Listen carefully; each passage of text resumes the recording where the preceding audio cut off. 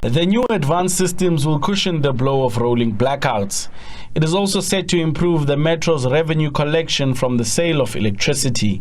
The Metro has rolled out the new system to 8,000 households thus far. With load limiting and reduction, this will ease the load on the grid by 55 to 60 megawatts during rolling blackouts.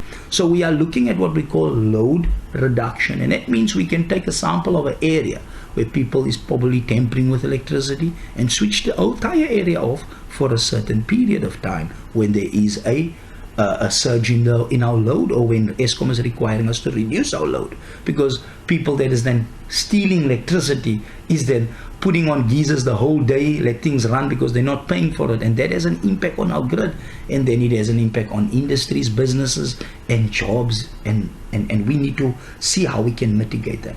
But like I said, load reduction is something that we haven't looked at. It's there. Eskom is giving us instructions to consider something like that.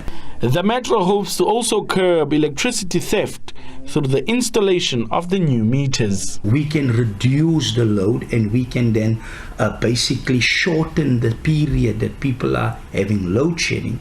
Or we can still allow the lights to be on, your router to be on, your TV to be on, but those hungry appliances to be switched off. And that is the intention of that short-term geyser control. For industries, what we've looked at is load curtailment, and curtailment is defined obviously where you have to reduce in increments the load that you are carrying as an industry. Now, we've already instituted a 24-hour voluntary load shedding in the city for our industry, so we protect them between stage 1 and 4, but after stage 5 and 6 and upwards, we allow them then to voluntarily switch them out of 24 hours over a 6 to 7 day cycle. So that keeps jobs still in the city, and that makes sure that the economy is running and we are not shedding on jobs. The Nelson Mandela Bay Business Chamber says load limiting and curtailing will have a ripple effect on manufacturing industries in the city. Load curtailment is very good for certain businesses and also for domestic users, but when you start getting into large manufacturing operations, that's not necessarily a solution, because a lot of the major manufacturers have already reduced non-essential load like air conditioning and so on.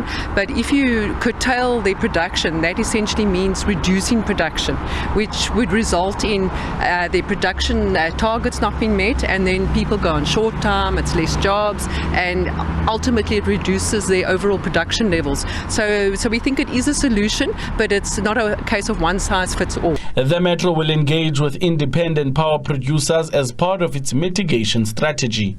The city also plans to revive its 50 megawatt gas turbine power generating unit. Luando Nomui, SABC News, Gqeberha.